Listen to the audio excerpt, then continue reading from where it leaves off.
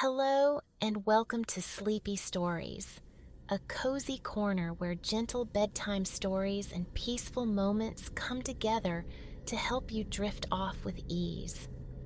Tonight, we invite you to settle in for another comforting narrative, one crafted to help you unwind and find a sense of calm. But first, let's take a moment to prepare both body and mind for a soothing night's rest. Find a relaxed position, and with each slow inhale and gentle exhale, allow the day's cares to quietly slip away. It can be challenging to step away from the day's busyness, especially as bedtime nears. However, remember, the less we worry about falling asleep, the easier it is for our minds to release any lingering tension. Let the gentle rhythm of your breathing wash away any concerns and allow tonight's tale to guide you into a deeper state of relaxation. Now, settle in and let the tranquil atmosphere of sleepy stories surround you.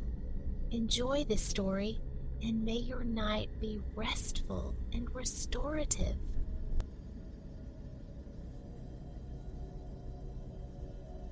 Clara claimed a corner table, a small island of solitude near the bakery window, where the glass pane offered a view of the late afternoon's tempestuous temperament. Autumn along the Maine coast clipped the daylight short, a brevity amplified this stormy day by bruised clouds scudding low across the heavens. Already, confused by the premature twilight, a scattering of street lamps along the thoroughfare outside cast hesitant halos onto the damp pavement. Within these walls, however, a different world breathed, one fragrant with coffee steam and the yeasty promise of fresh loaves, a stark counterpoint to the gloom gathering outside. Closing time loomed, yet the air hummed with warmth. The bakery was emptying, save for a few souls collecting last-minute provisions. One woman departed clutching a box of delicate cookies, destined perhaps for an intimate supper party. Periodically, the coffee machine sighed a plume of steam, its own contribution to the ambient heat. Through the window, Clara watched the Main Street storefronts shimmer against the deepening dusk. A whimsical contest seemed underway. Scarecrows, clad in fanciful attire, stood sentinel in sheltered doorways, cheerful guardians against the encroaching Halloween spirit. They looked perfectly situated amidst the miniature cyclones of fallen leaves that pirouetted in their alcoves, remnants of October's final surrendered foliage. Clara found herself back in this region, a place she'd briefly explored during summer while researching the Rockland Breakwater Light. A devotee of coastal sentinels since childhood, she had spent months intermittently tracing Maine's shoreline, visiting its storied beacons. That previous journey, curtailed by other demands, had left gaps in her itinerary. Discovering her route would bring her nearby once more felt like serendipity, a perfect opportunity for the long-anticipated pilgrimage to the Maine Lighthouse Museum before continuing onward. The nearby Owl's Head Light, boasting one of Maine's last operational Fresnel lenses and reputedly a breathtaking vista, also beckoned. The museum's website proclaimed it the nation's largest repository of lighthouse lore, housing an immense collection. Lenses like giant glass eyes, resonant foghorns, and myriad historical apparatus. After months immersed in research, a profound connection bloomed as she stood before the very artifacts, absorbing the detailed chronicles accompanying them. Models of renowned lighthouses, some familiar from study, others from personal visits, stood in miniature majesty. Yet it was always the narratives of the keepers, their triumphs and trials, their families' interwoven lives, that captivated her most deeply. She'd lost track of time wandering the exhibits in blissful solitude, the ebb of tourist season granting her an unexpected intimacy with the past. In retrospect, her timing had been impeccable. Emerging from the museum's quiet warmth into the wind-lashed streets had been jarring. Seeking refuge, she'd found this bakery, her lodging for the night, an inn nestled further down the peninsula, wasn't ready for check-in. A cup of sweet, milky tea provided the ideal pretext to linger in this charming local haven before venturing out again. The bell above the bakery door chimed brightly as a final customer waved farewell to the staff, slipping out into the sharp October air. Pulled from her thoughts, Clara knew her own departure was imminent. She took another sip of tea, then retrieved a small notebook from her satchel, intending to refresh her memory on the particulars of Owl's Head Light before tomorrow's visit. She nodded, scanning the details. Commissioned in 1825 under President John Quincy Adams, the lighthouse stood sentinel on a peninsula thrusting into Penobscot Bay just east of Rockland. Like many of its main contemporaries, Owl's Head was initially fashioned from rubble stone, a cost-saving measure, no doubt. Predictably, it succumbed quickly to the elements, necessitating a rebuild with more resilient brick in 1852. The tower itself was diminutive, a mere 30 feet tall, yet perched atop a bluff nearly 100 feet above the waves, its beam carried far across the bay. The modest fourth-order Fresnel lens, installed post-renovation, proved sufficient, casting its light some 18 nautical miles. Clara recalled from recent visits that Fresnel lenses varied dramatically in scale. This was certainly not among the giants. Draining the last of her tea, Clara set the notebook down. The history of this little lighthouse seemed rather straightforward. Primarily, she anticipated the view. A quote she'd encountered, attributed to an author named Elias Thornton in his work. The Pine Tree Coast had piqued her curiosity. Owl's Head ushers at once upon a scene almost too beautiful to profane with speech. When we are looking at it, impossible to find language to do it justice. Whether this held true amidst late autumn's dun austerity remained to be seen, but she resolved to witness it herself come morning. Clara folded the notebook, tucking it securely into her bag.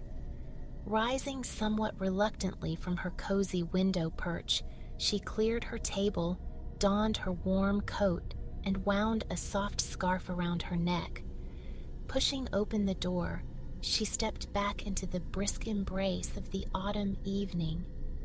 Now, nearly all the street lamps concurred on the lateness of the hour, their gentle glow stretching along the sidewalk. She walked past the neon blaze of the vintage theater marquee to where she'd parked her car hours before. Sliding gratefully into the comparative warmth of the driver's seat, she placed her bag beside her. The engine hummed to life, warm air whispering through the vents. Setting the navigation, she pointed the car toward her shelter for this blustery night. The bed and breakfast lay only a short distance away. Driving south, the town dissolving behind her, she passed a turnoff she recognized as the route to the lighthouse itself. Tonight, however, the allure was simply a warm room. Glimpses of the harbor flickered to her left before the road curved inland, flanked by dense thickets. A weathered sign, barely decipherable in the fading light, announced her entrance into a town that grew from sea and stone. Perhaps 10 minutes later, she arrived amidst a small constellation of houses and businesses clustered around a cove. Gratitude swelled for her navigation system. Addresses were obscure in the near-total darkness. Nevertheless, she located the correct driveway on her first attempt, pulling into an empty space. She might, she mused, be the sole guest. Opening the car door released her into the rising wind. Retrieving her overnight bag from the trunk, she bent her head against the gusts and hurried onto the covered porch, pulling open the heavy front door. Hauling her luggage inside in one motion, she shut the door firmly behind her, instantly silencing the autumn chill. She paused in the entryway, catching her breath. The house felt old, perhaps once a farmhouse, she speculated. Not grand, but undeniably cozy. Her gaze fell upon the rustic, wide wooden planks underfoot, then drifted through a nearby doorway into a living room where flames danced merrily in a hearth. A small desk stood before her, a bell resting upon it. Before she could ring, however, quick footsteps approached from the rear of the house.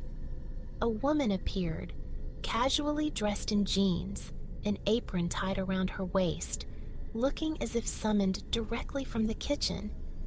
A broad smile illuminated her face as she introduced herself as Martha, welcoming Clara with polite apologies for her informal attire. Clara reassured her, laughing, that formality was unexpected. The distinct impression lingered that this was indeed the inn's quiet season. The atmosphere felt pleasingly relaxed. Martha led Clara upstairs, showing her to a room. "You're our only guest tonight," she explained, "so I gave you the big room with the pretty view." Clara expressed her thanks, anticipating the morning revelation of whatever lay beyond the windows. Her host then invited her downstairs for a light supper once she was settled. "With no one else arriving," Martha added, "I thought you might enjoy a bite by the fireside. Does that sound appealing?" "It sounded absolutely marvelous," Clara confirmed. With that, Martha withdrew, closing the door softly behind her. Clara surveyed her room. It did indeed possess windows promising an excellent vista, though the current darkness veiled any hint of it. Drawing the curtains against the night, she took in the welcoming space. A queen-size bed dominated the center, adorned with a patchwork quilt and crisp white sheets. Hardwood floors mirroring those downstairs added warmth, softened by an oval braided rug. An antique chest of drawers stood nearby, a charming old lamp upon it casting a golden pool of light. The walls wore wallpaper decorated with a dainty floral pattern. The room felt both spacious and snug. She looked forward to reading in bed after dinner. It was the perfect sanctuary for the night. Tidying her wind-tousled hair in the mirror and unpacking a few essentials, she decided to head downstairs. Hunger wasn't pressing, but the fireside beckoned. Book in hand, she left her bedroom refuge, descending the slightly creaky stairs back to the living room. Plush armchairs and a small sofa clustered invitingly around the fireplace. Clara chose one, sinking gratefully into its depths, drawn to the gentle ballet of the flames. The room was tastefully furnished, with bookcases and intimate groupings of furniture suggesting quiet conversation. A bay window presumably overlooked the street, though now it reflected only the room's interior against the impenetrable darkness outside. Streetlights were sparse in this small riverside hamlet. After a few moments, Martha reappeared, offering a choice of simple suppers. Clara gratefully accepted the offer of seafood chowder and a green salad. Promising a swift return with a tray, Martha vanished once more. Clara leaned back, embraced by the armchair, and closed her eyes. The only sounds were the rhythmic ticking of a nearby grandfather clock and the companionable crackle from the hearth. Faintly, she could hear Martha moving about in the kitchen, opening and closing cupboards. She was fortunate Martha returned promptly, as profound relaxation threatened to lull her to sleep. Just before drowsiness claimed her, a standing tray materialized bearing hot soup, oyster crackers, and a delicate salad. While the soup cooled slightly, Clara inquired if Martha would be dining as well. Martha replied she'd eaten earlier but settled into a chair opposite Clara, asking about her morning plans. Breakfast, she reminded Clara, was included. In discussing the morning meal, Clara mentioned her lighthouse objective, expressing hope for clear skies. Martha nodded, affirming the worthiness of the trip. Of course, this time of year you'll only see the exterior, Martha cautioned. No tours running tomorrow. She paused, a twinkle entering her eyes. But the legends, they're truly the best part. Clara paused, spoon hovering mid-air, an eyebrow arched. Legends?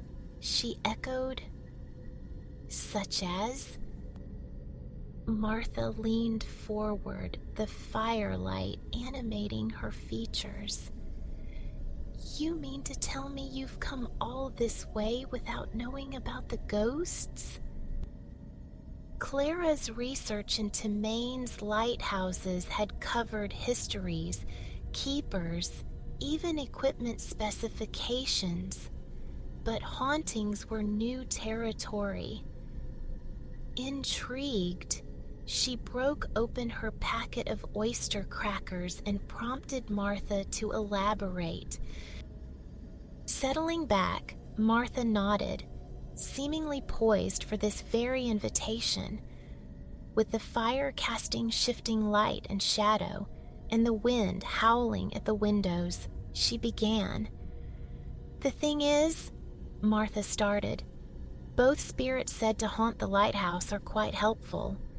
Anyone familiar with the keepers, their unwavering dedication, knows they took their duties with utmost seriousness. Nothing deterred them despite the hardships.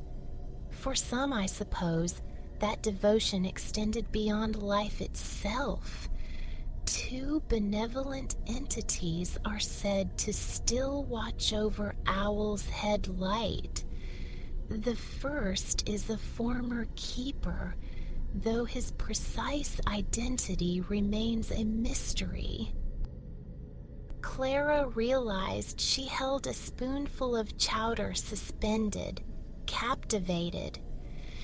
She finished the bite, momentarily distracted by the soup's exquisite flavor. Swallowing the rich broth, she dipped her spoon again, waiting. With perfect timing, her host resumed. There are numerous accounts of footprints discovered in the snow leading to the lighthouse tower, footprints described as belonging to workmen's boots. Now, one might think, what's unusual about that? Any man could walk there in the snow. But here's the peculiarity. The footprints invariably lead only in one direction. Martha spread her hands for dramatic effect, and upon following these one-way tracks to the tower, astonished keepers reportedly found the brass gleaming and the lens meticulously cleaned. Clara recalled all she'd learned about the sacrosanct nature of daily maintenance. Such spectral assistance would indeed signify a spirit of the most obliging kind. But Martha wasn't finished with the ghostly keeper. In the 1980s, she continued, a family resided at Owl's Head Light, including their 2-year-old daughter, Lily. Her father apparently found her out of bed one night, whereupon she earnestly declared, "Fog's rolling in. Time to put the foghorn on." Anyone who's spent time around toddlers knows they absorb odd phrases. Yet the keeper and his wife swore they'd never uttered such words near Lily. The pronouncement seemed to spring from nowhere. Martha raised a finger. For years, within the keeper's house, Lily nonchalantly mentioned the presence of a bearded man in a blue coat and seaman's cap.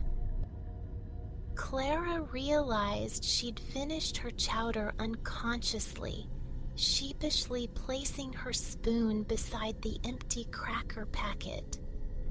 The tale of the spectral keeper was compelling, but now curiosity about the second spirit stirred.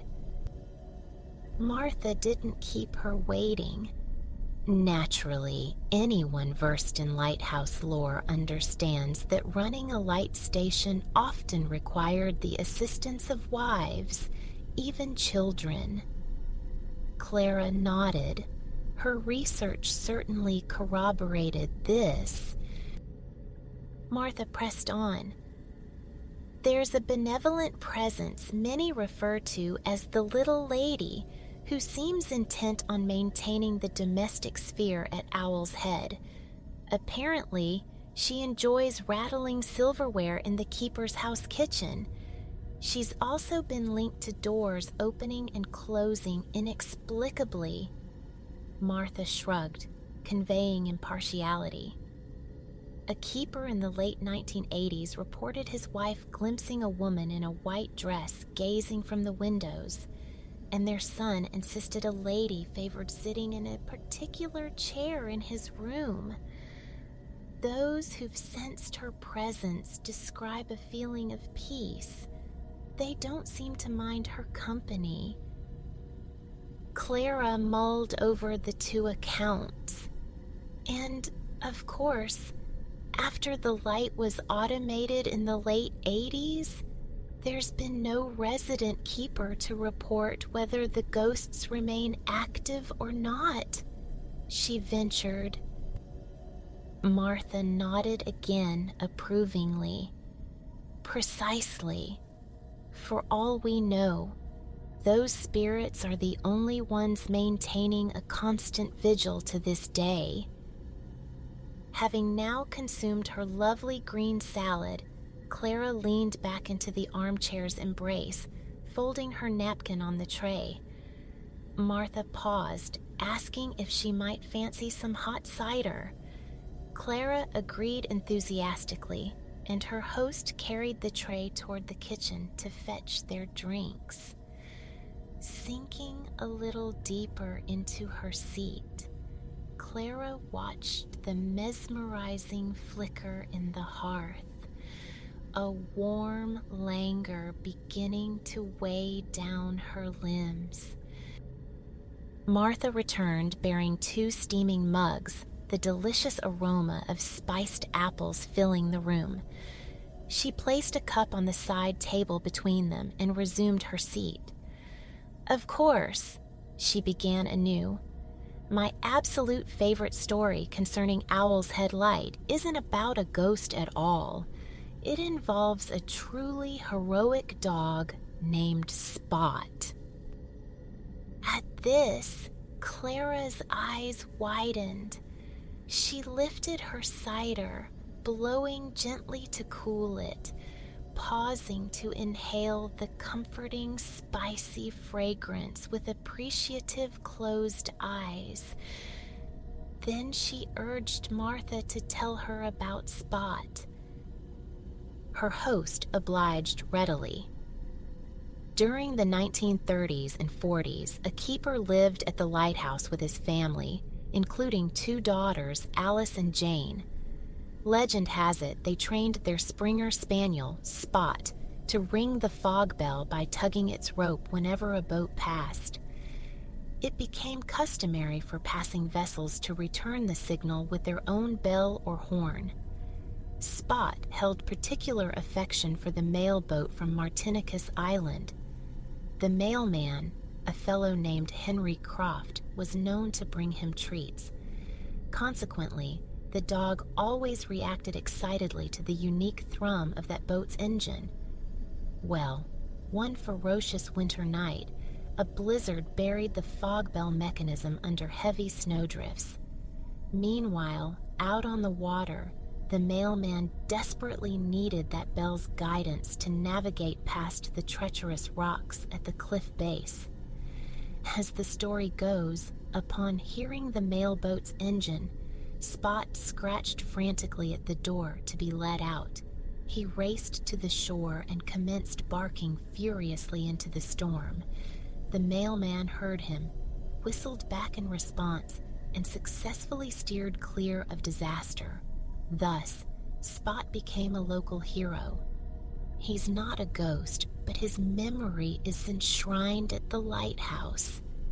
A plaque commemorates him there. Such a very good boy. Martha smiled at the image of the plucky spaniel sipping her cider. Clara smiled too, savoring the last of her own steaming drink before setting the mug down. Leaning her head back against the chair, she regarded the fireplace reflectively.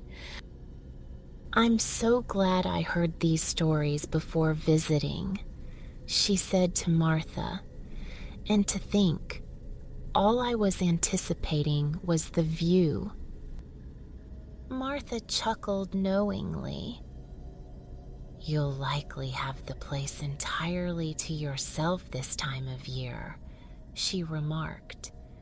"You can visit Spot's memorial in peace, and the forecast looks promising for tomorrow." Both women glanced towards the rattling window panes, sitting in comfortable silence for a moment, listening to the old house creak around them like a settling ship. Sensing the perfect moment for departure, Martha rose and collected their empty mugs. She informed Clara that warm muffins and fruit would await her in the kitchen any time after 7 the next morning. With a kind nod and a wish for a good night, she disappeared once more toward the back of the house. The fire's warmth and the chair's plushness made the prospect of climbing the stairs unappealing, yet the comfortable bed beckoned. Eventually, Clara roused herself from her fireside haven and quietly ascended to her room. The hour wasn't excessively late, but the profound darkness and wild weather outside lent bedtime an extra allure. After changing into pajamas and brushing her teeth, Clara gratefully pulled back the cheerful quilt, nestling into the crisp white sheets. The bed was supremely comfortable. She tucked the covers snugly under her arms, stretched out towards the foot of the mattress, and exhaled contentedly. A brief attempt to read proved futile. The words soon blurred. Within minutes, she surrendered to sleepiness, switched off the lamp, and drifted away on a tide of dreams, lulled by the gentle percussion of tree branches tapping against the window pane. That night, sleep carried Clara away, weaving a tapestry of waking anticipation centered on the little white Owl's Head lighthouse. In her slumbering mind, she awoke to a sun-drenched autumn morning. The dream view from her window unveiled a glittering river flowing towards the Gulf of Maine, beyond the slumbering village. Sunlight shattering across water, the improbable blue of stained glass. In this vivid reverie, she descended to the sun-splashed farmhouse kitchen to discover a basket brimming with warm, crumbly muffins alongside a steaming mug of coffee. She savored each bite, the sweet burst of blueberries mingling with the pearl sugar crusting the baked treats.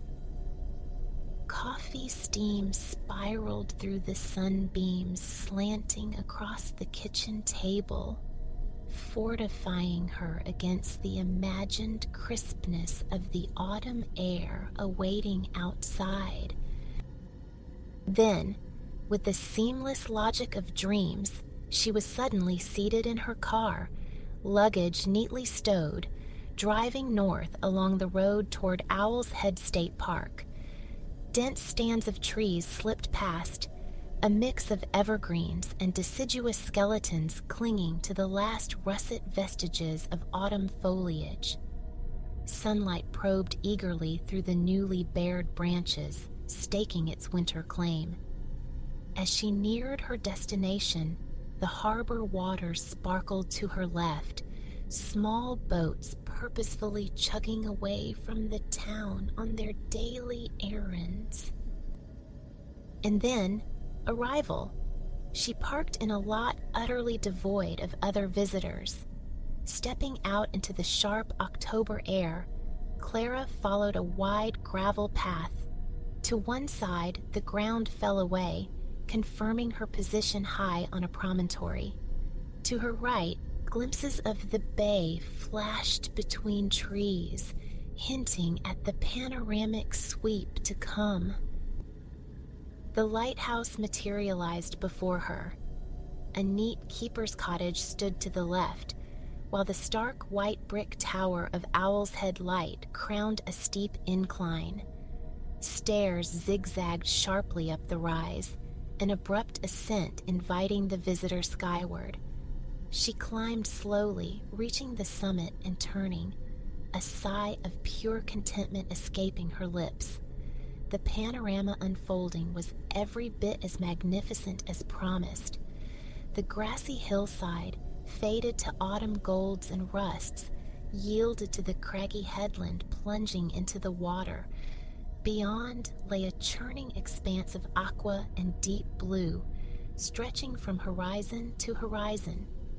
In the distance, through dissipating morning mist, vague shapes suggested land, peninsulas or islands Clara couldn't discern.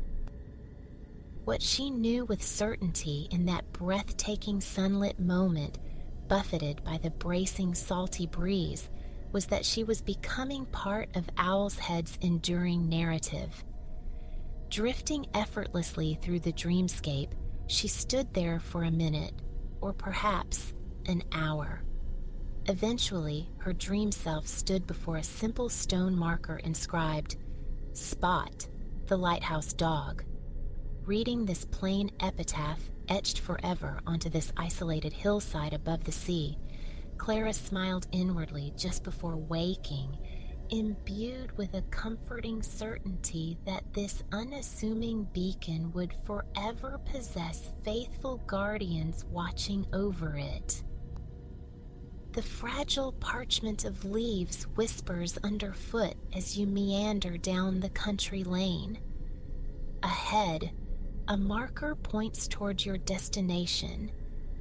Hollow Vine Hughes Pumpkin Patch, the words etched into weathered timber swinging from an ancient, sun-bleached gate.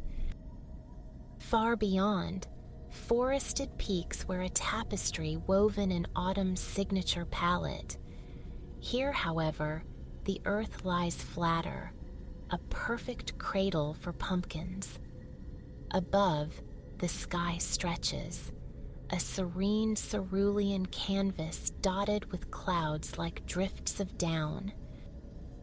Your gaze falls upon a singular maple leaf, a perfect specimen dropped from the towering crimson and gold sentinel beside you.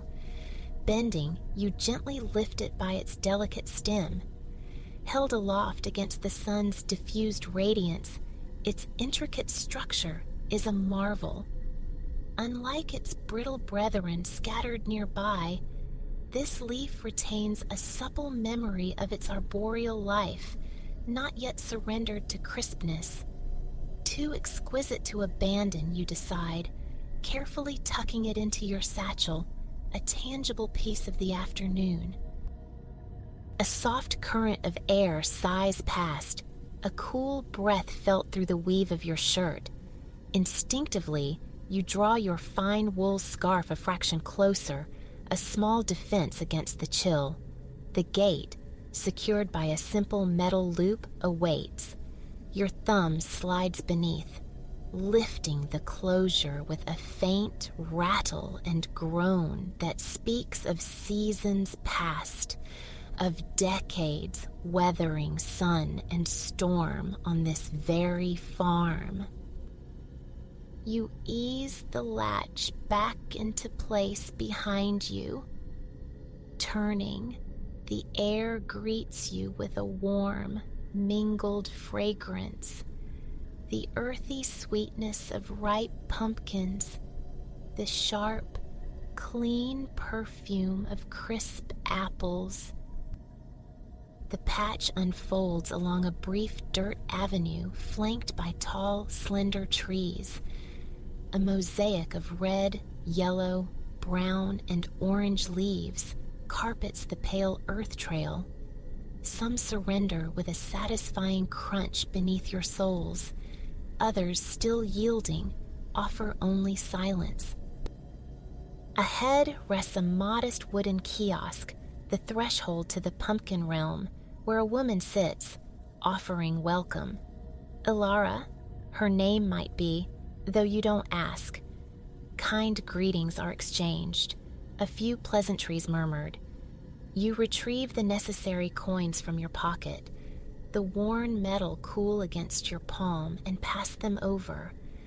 Her smile is genuine as the metal cash box clinks open.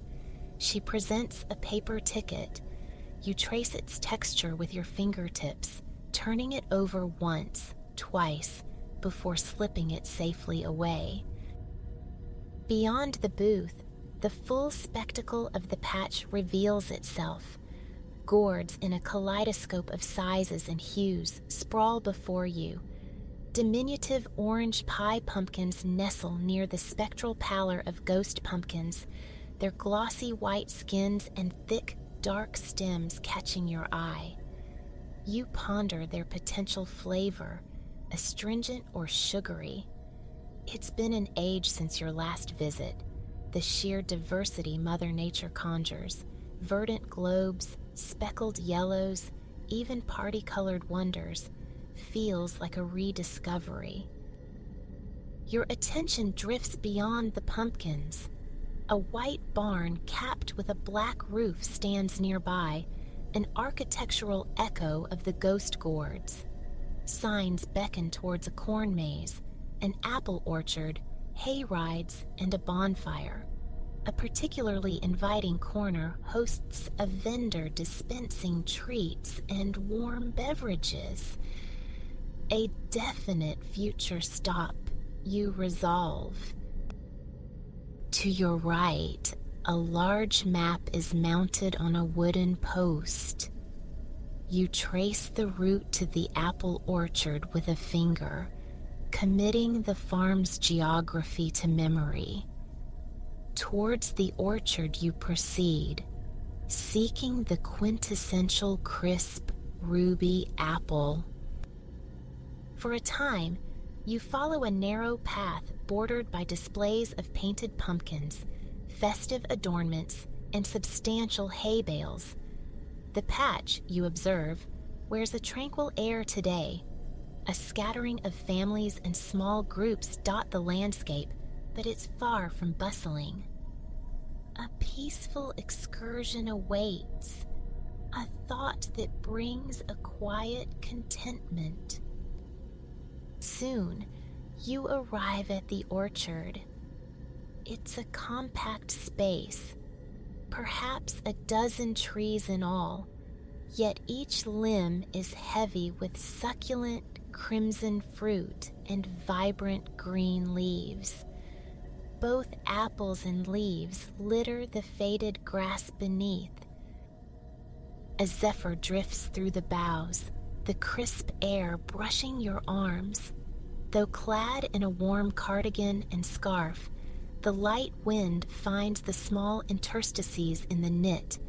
Yet, bathed in the gentle autumn sun, wrapped in wool, a profound sense of comfort settles over you. Wandering slowly, you witness a gleaming red apple detach itself from a branch ahead. It tumbles, bouncing softly into a drift of fallen leaves. Intrigued, you approach. Leaves rustle as your hand delves into the pile to retrieve the fruit. It feels solid and cool in your palm. You turn it, inspecting its surface. Smooth, glossy, unblemished, perfectly ripe. Surely this apple was destined for you. Exiting the orchard along another shadowed path, you soon encounter a cluster of wooden signs pointing divergent ways. One proclaims candied apples, accompanied by a bold arrow. Your initial plan for a simple, unadorned apple wavers. A new craving stirs. Fruit in hand, you obey the sign's direction. A minute or two of walking brings you to the promised booth. The stand offers freshly dipped candied and caramel apples, adorned with various toppings, alongside the enticing option to craft your own. After a brief exchange with Silas, the relaxed farmer overseeing the operation, he hands you a pointed wooden stick. Carefully, you impale the apple, guiding the stick through its base into the core. Once secure, you slowly submerge the fruit into a vat of viscous, bubbling caramel. The scent of smoky, molten sugar drifts upwards as the sticky, hot liquid envelops the apple's skin. Your mouth waters in anticipation of the decadent treat. For a final flourish, you roll the caramel-coated sphere in a bed of chopped peanuts. Perfection, you think. Thanking Silas for his assistance, you turn away, heading back towards the main patch just as a pair of children, hands clasped, scamper past, eager for their own apple-dipping adventure. Presently, you spy a wooden bench, an inviting spot to savor your creation. It emits a soft creak as you settle onto it, yet feels sturdy beneath you. From this vantage point, the patch spreads out in a glorious panorama. A straw sentinel, clad in linen overalls, stands guard amidst hundreds of orange pumpkins, a constellation of large and small spheres. Lowering your gaze to the caramel apple, you rotate it slowly, admiring your handiwork. Its surface gleams, reflecting the soft afternoon light and the silhouette of a maple branch behind you. Raising it, you take a careful bite, sinking your teeth through the crunchy coating into the sweet, yielding flesh beneath. It is every bit as delicious as memory promised. You linger on the bench, surveying the pumpkin kingdom. The distant mountains form a rugged horizon, meeting an uneven foreground line of ripe orange gourds. From here, it appears as if a tangle of curly and straight stems pierces the skyline. The very air breathes autumn. Hints of cinnamon and apple mingle with the earthy fragrances of caramel and pumpkin spice, underscored by notes of fallen leaves, rich soil, and dry straw. Every element conspires to create a feeling of warmth and profound ease. The urge to select a pumpkin stirs, but you quell it for now. Carrying a heavy gourd seems premature with so much yet unexplored. Instead, you simply contemplate the possibilities. Which shape, which size would be ideal? As you continue observing the patch, you watch families, couples, solitary wanderers navigating the rows of vines and earth. Cameras click, faces alight with curiosity bend low to inspect potential prizes.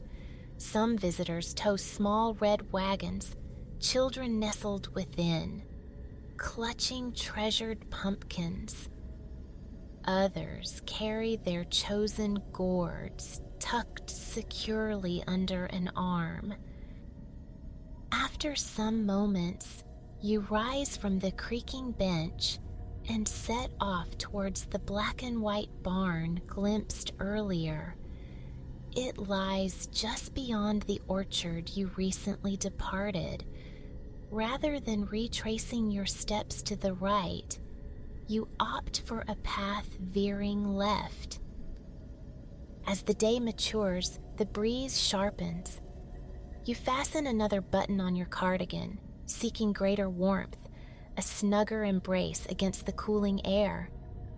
Walking towards the barn, you notice crows wheeling overhead, their calls punctuating the quiet sky.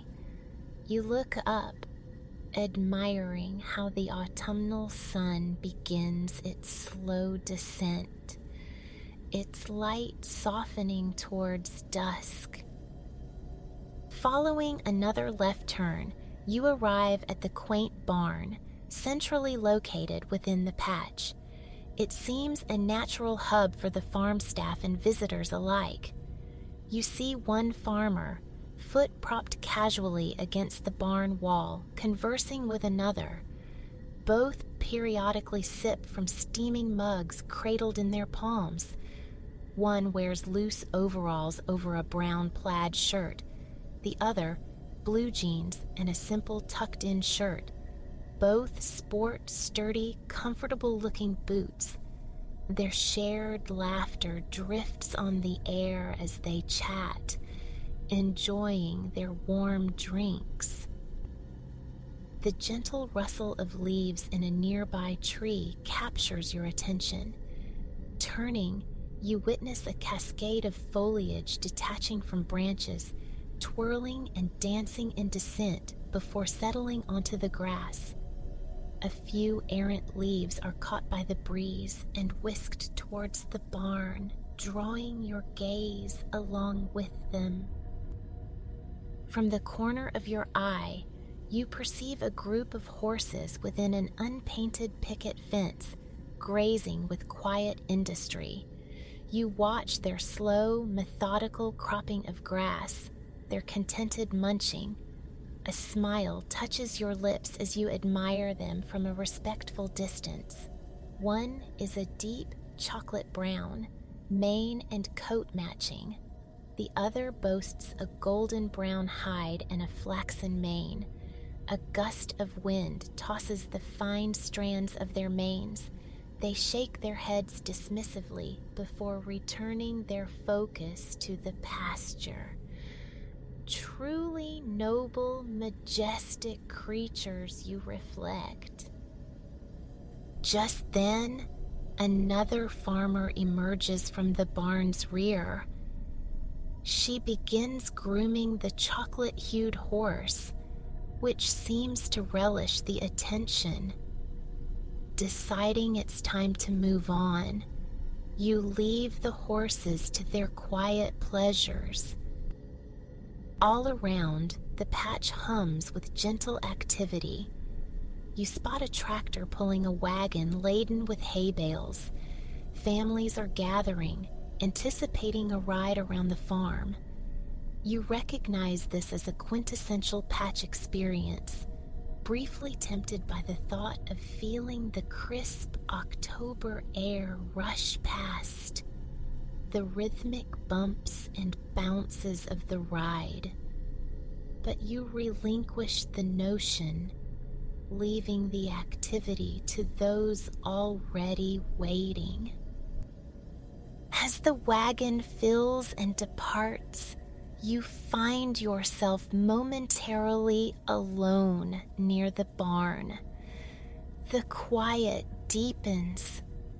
It's remarkably calm, fostering a sense of serenity, a welcome stillness in your mind.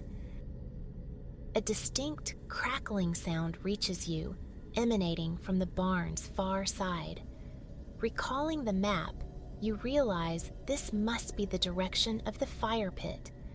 You walk towards the sound, noticing tendrils of smoke rising as the sputtering grows louder.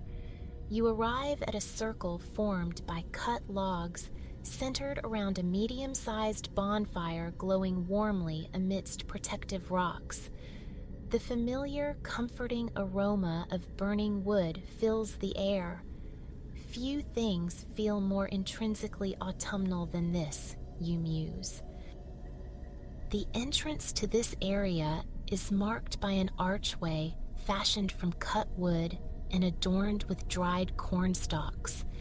Twin hay bales flank the opening, each topped with an attractive assortment of squash. Passing through the arch, you appreciate the thoughtful details evident throughout the patch. Strings of fairy lights hang overhead, forming a twinkling canopy above the fire pit. Below, sturdy hay bales and logs offer ample seating. To your right, beneath a covered awning, vendors serve refreshments. The temperature is noticeably cooler now as evening draws near, and the prospect of a hot beverage is undeniably appealing. You happily approach the sheltered space, where the air is thick with the scent of cinnamon and spice. The crackle of the nearby bonfire provides a perfect, cozy soundtrack. A handwritten menu on a chalkboard details the offerings: pumpkin spice hot chocolate, warm apple cider, coffee. After a moment's deliberation, you choose the pumpkin spice hot chocolate. It feels appropriate given your surroundings, and the sign boasts it's a homemade blend. Besides, the rich, earthy, chocolatey aroma is already beckoning. The attendant smiles as he hands you the drink in a dark green ceramic mug adorned with painted pumpkins. You pay, offer thanks, and wave a brief farewell. Turning, you glance back at the inviting bonfire. A fleeting wish surfaces to have such a fire pit in your own backyard. You picture yourself roasting marshmallows, watching them crisp golden brown before yielding to a gooey, sweet interior. Friends gathered close, sharing ghost stories appropriate for the season, huddled near the flames, warmed by hot cider and tea. The lengthening nights would feel less daunting in good company. You cross the grass and select a hay bale for a seat. Running your palm across its surface, you feel the rough, dry texture, catching its faint, dusty scent between wafts of the hot chocolate you hold. Taking a deep, slow breath, you feel relaxation seep deeper. Raising the mug, you inhale the delicious aroma more fully before taking a generous sip. The pleasant warmth spreads through you, soothing from the inside out. Closing your eyes, you focus purely on your senses. The susurrus of leaves in the maples and birches nearby.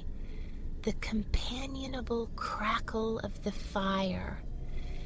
The quintessential scents of autumn envelop you, fostering a profound sense of peace. As the sun dips lower, surrendering the sky to twilight, the fairy lights seem to intensify their sparkle. The fire's warmth becomes more pronounced. It has been a truly beautiful day. Now you simply sit, sipping your hot chocolate, appreciating the season's crisp edge, the fire's embrace, the sighing breeze. Later, you will find that perfect pumpkin to carry home, and who knows, perhaps the backyard fire pit won't remain merely an imagining this season. Perhaps friends will gather for homemade pumpkin pies and stories after all. It doesn't have to be just a dream, you think. Letting the atmosphere of this place saturate your senses.